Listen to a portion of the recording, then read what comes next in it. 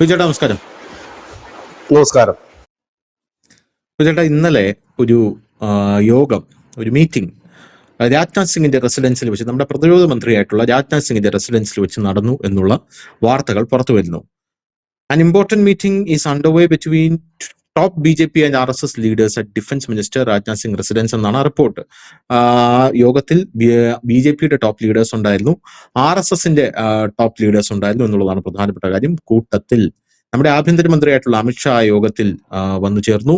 BJP president Nitin Nabin ഉണ്ടായിരുന്നു, JP Nadda ഉണ്ടായിരുന്നു, സഹ് കാര്യവാഹക് അരുൺ കുമാർ എന്നിവരുണ്ടായിരുന്നു എന്നുള്ളതാണ് പ്രധാനപ്പെട്ട കാര്യം. അപ്പൊ ഈ മീറ്റിംഗ് എന്തിനാണ് നടത്തിയത് എന്നുള്ള കാര്യത്തിന് യാതൊരുവിധ വ്യക്തതയില്ല. പക്ഷേ നമ്മുടെ ദേശീയ മാധ്യമങ്ങൾ വ്യക്തതയില്ലാത്ത വിഷയങ്ങളെ അവർക്കൊരു വ്യാഖ്യാനം കാണുമല്ലോ. ഇതൊരു പുനഃസംഘടനയെ കുറിച്ചുള്ള ഒരു മീറ്റിംഗ് ആയിരിക്കാം, അല്ലെങ്കിൽ മറ്റെന്തെങ്കിലും രാജ്യത്ത് എന്തെങ്കിലും ഒരു പ്രക്ഷോഭം തുടങ്ങി, ഇപ്പൊ CJP ഒക്കെ ഉണ്ടല്ലോ, ധർമ്മേന്ദ്ര പ്രധാനും പങ്കെടുത്തു എന്ന് പറയുന്നു, അതിനെക്കുറിച്ചുള്ള മീറ്റിംഗ് ആയിരിക്കാം, അല്ലെങ്കിൽ അങ്ങനെ എന്തെങ്കിലും ആയിരിക്കാം എന്നുള്ള അവരുടെ ഒരു യൂഹം വെച്ചിട്ട് അവർ പറയും പാർട്ടിയോട് അടുത്ത് ചേർന്ന വൃത്തങ്ങൾ ഞങ്ങളെ അറിയിച്ചു എന്നവർ പറയും. അടുത്ത വൃത്തങ്ങൾ ആരാന്ന് ചോദിച്ചാൽ അവർ പറയും അത് ഞങ്ങളുടെ സോഴ്സാണ്, ഞങ്ങൾ വെളിപ്പെടുത്തില്ല എന്ന് പറയും. അങ്ങനെയും അവർ പറയും. അപ്പൊ ഇതാണ് യഥാർത്ഥത്തിൽ അവിടെ നടന്നത്. BJP ഒരു മീറ്റിംഗ് നടത്തുമ്പോൾ, അതും ഇങ്ങനെ ഒരു വളരെ കോൺഫിഡൻഷ്യൽ ആയിട്ടുള്ള ഒരു മീറ്റിംഗ് നടത്തുമ്പോൾ അത് എന്തിനാണെന്നുള്ളൊരു ചോദ്യം ഉയർന്നു വരുന്നുണ്ട്. അങ്ങനെ ഇരിക്കുമ്പോഴാണ് ഇന്ന് രാവിലെ ഒരു ബ്രേക്കിംഗ് ന്യൂസ് വരുന്നത്.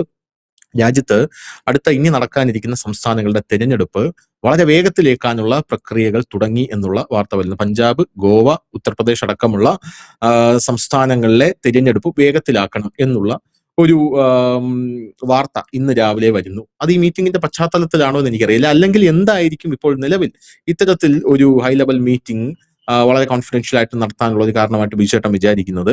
മറ്റെന്തെങ്കിലും കാര്യം നമ്മുടെ രാജ്യത്ത് സംഭവിക്കാനുണ്ടോ, അല്ലെങ്കിൽ സംഭവിക്കാൻ പോവുകയാണോ? സാധാരണ RSS BJP സംഘപരിവാർ സംഘടനകളുടെ സമന്വയ ബൈഠക്ക് എന്നാണ് പറയുന്നത്. സാധാരണഗതിയിൽ അങ്ങനെയാണ് നടക്കുന്നത്. 2-3 വർഷം കൂടുമ്പോൾ സമന്വയ ബൈഠക്ക് നടക്കാറുണ്ട്. അതായത് BJPയുടെ ലീഡേഴ്സ്, RSSന്റെ ലീഡേഴ്സ്, വിശ്വ ക്ഷേത്രീയ സംഘടനകളുടെ ABPയുടെ അടക്കമുള്ള എല്ലാത്തിന്റെയും ലീഡേഴ്സ് പങ്കെടുത്തുകൊണ്ട് അടുത്ത ഒരു 3 വർഷത്തേക്കുള്ള പ്രവർത്തനത്തിന്റെ ഒരു രൂപരേഖ തയ്യാറാക്കുകയും പ്രവർത്തനം വിലയിരുത്തുകയും മറ്റുമൊക്കെ ചെയ്യുന്ന എല്ലാവരും കൂട്ടിയോജിപ്പിച്ചുകൊണ്ടുള്ള ബൈഠക്ക്. പക്ഷെ ഇത് അങ്ങനെയല്ല. അടിയന്തര സാഹചര്യങ്ങളിൽ ഇത്തരത്തിലുള്ള ടോപ്പ് ആയിട്ടുള്ള ഒഫീഷ്യൽസ് പങ്കെടുക്കുന്ന മീറ്റിങ്ങുകൾ നടക്കാറുണ്ട്. അത് പ്രത്യേകിച്ച് ഇപ്പോൾ അനവധി കാരണങ്ങളുണ്ട്. ഇതിനകത്ത് ആദ്യം തന്നെ ധനുഷ് പറഞ്ഞ ഒരു കാര്യം തന്നെയാണ് കറക്റ്റ്. അതായത് ഈ കേന്ദ്രമന്ത്രിസഭയുടെ പുനഃസംഘടന വരുന്നു. അതിലൊരു 15 രാജ്യസഭ MPമാരുടെ കാലാവധി കഴിഞ്ഞിരിക്കുന്നു. അതിൽ നമ്മുടെ കേരളത്തിൽ നിന്നുള്ള ജോർജ് കുര്യൻ അടക്കമുള്ളവരുടെ കാലാവധി കഴിഞ്ഞിരിക്കുന്നു. പിന്നെ 8 തൊട്ട് 12 മന്ത്രിമാരുടെ, കേന്ദ്ര സഹമന്ത്രിമാരടക്കമുള്ളവരുടെ വകുപ്പുകൾ മാറാനോ ഇല്ലെങ്കിൽ വകുപ്പുകൾ ഇല്ലാതെ നഷ്ടപ്പെടാനോ ഉള്ള സാധ്യതകളും നിലനിൽക്കുന്നു. കാരണം എല്ലാ തവണയും നരേന്ദ്രമോദി സർക്കാർ ഒരു 2 വർഷം കഴിയുമ്പോൾ ഇത്തവണക്കുള്ള പുനഃസംഘടന, അതായത് അദ്ദേഹം ഈ പ്രോഗ്രസ് കാർഡിന്റെ അടിസ്ഥാനത്തിലാണ് മന്ത്രിമാരെ മുമ്പോട്ട് തുടരണോ വേണ്ടോ എന്ന് തീരുമാനിക്കുന്നത്. പെർഫോമൻസിന്റെ അടിസ്ഥാനത്തിലാണ്. അപ്പൊ പെർഫോമൻസ് മോശമായ മന്ത്രിമാരെ അതിൽ നിന്ന് ഒഴിവാക്കാറുണ്ട്. മറ്റൊന്ന് അനാരോഗ്യം മൂലമുള്ള ഇത് ഉള്ളവരെ അതിൽ നിന്ന് ഒഴിവാക്കാറുണ്ട്. അങ്ങനെയൊക്കെ ഉള്ള മന്ത്രിമാരായ ആ മാനദണ്ഡങ്ങൾ ഇത് ഒഴിവാക്കുമ്പോഴും ഈ സംഘത്തിന്റെയും കൂടെ ഒരു അഭിപ്രായം അവർ തേടാറുണ്ട്. കാരണം ഒരു നേതാവിനെ ഒഴിവാക്കുമ്പോൾ ആ നേതാവ് ഉണ്ടാക്കുന്ന ഇമ്പാക്ട്, ആ നേതാവ് അതിൽ ഇരുന്നാൽ എന്തുണ്ടാകും, ഇല്ലെങ്കിൽ എന്തുണ്ടാകും, അതിനകത്ത് എന്താണ് ആപ്റ്റായിട്ട് വരുന്നത്, ഇതെല്ലാം ചർച്ചകളുടെ ഭാഗമായിട്ട് വരും. അതാണ് ഒരു മെയിൻ ആയിട്ട് അവർ പറയുന്ന ഒരു കാര്യം.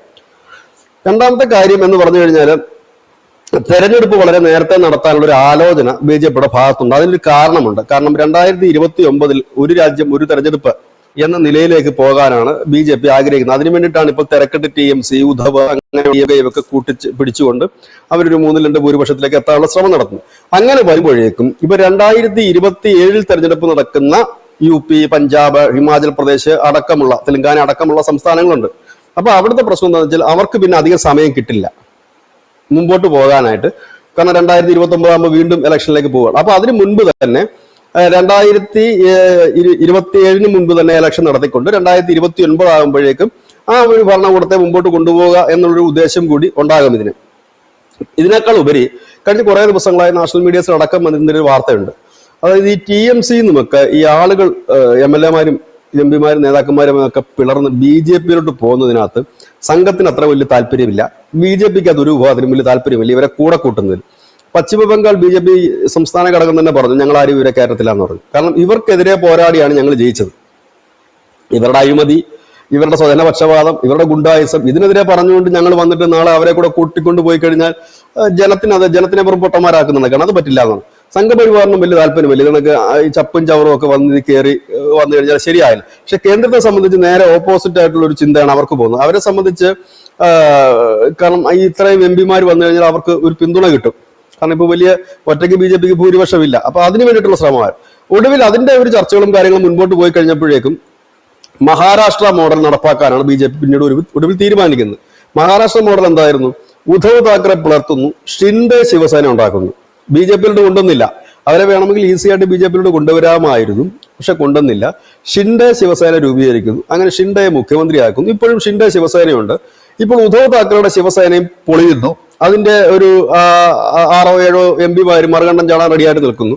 അവരും പോകുന്നത് BJPയിലേക്കല്ല, ഷിൻഡെയിലേക്കാണ് പോകുന്നത്.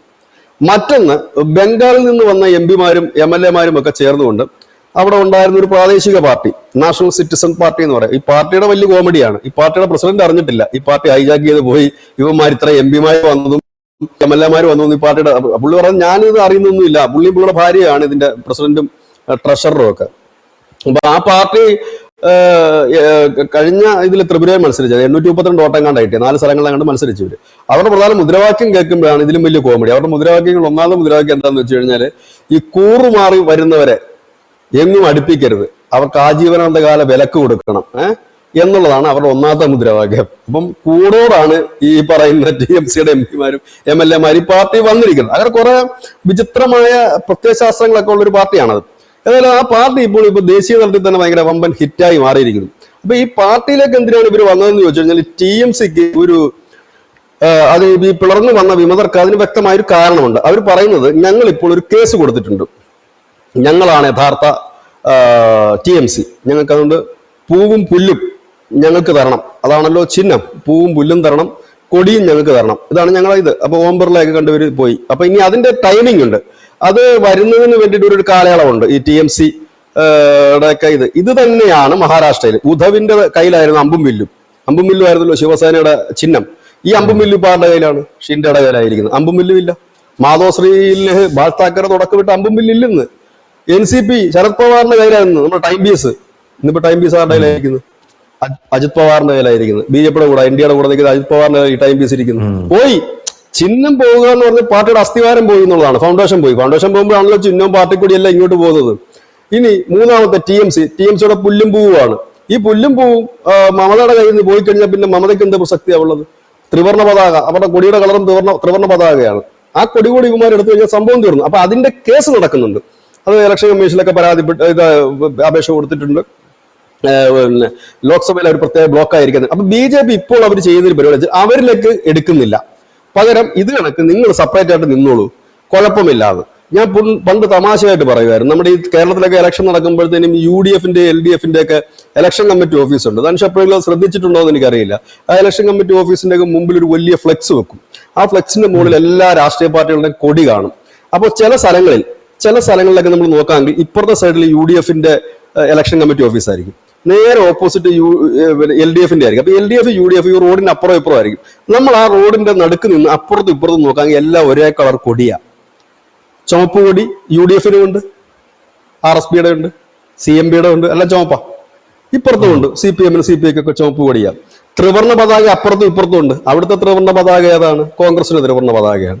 ഇപ്പുറത്തെ ഏതാണ്? NCPയുടെ ത്രിവർണ്ണ പതാകയുണ്ട്, കോൺഗ്രസ് എസിന്റെ ത്രിവർണ്ണ പതാകയുണ്ട്.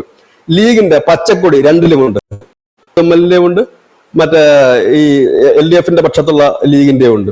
രണ്ടിടത്തും പച്ചക്കൊടി തന്നെയാണ്. അങ്ങനെ എല്ലാ കൊടി, കേരള കോൺഗ്രസിന്റെ ചുവപ്പും വെള്ളയും കൊടി അപ്പുറത്തുമുണ്ട് ഇപ്പുറത്തുമുണ്ട്. ഇപ്പുറത്തെ LDF-ന്റെ കൂടെ ബാലകൃഷ്ണ പിള്ളയുണ്ട്, മാണിയുണ്ട്. അപ്പുറത്ത് നിൽക്കുമ്പോഴത്തേനും ജേക്കബ് ഉണ്ട്, ജോസഫ് ഉണ്ട്. അങ്ങനെ നിൽക്കുന്ന ഒരു വിഭാഗം. ഇപ്പൊ BJP-കാരുടെ കൂടെ ഉണ്ട് ഈ കൊടി. അപ്പം ഇങ്ങനെ വന്നു കഴിയുമ്പോൾ സംഭവിക്കുന്നത് എന്താണെന്ന് വെച്ചാൽ കുറഞ്ഞ പക്ഷം നാഷണൽ ലെവലിലെങ്കിലും ഇന്ത്യ മുന്നണിയുടെയും BJP-യുടെയും കൊടി തമ്മിൽ വലിയ വ്യത്യാസം വരാൻ സാധ്യതയില്ല.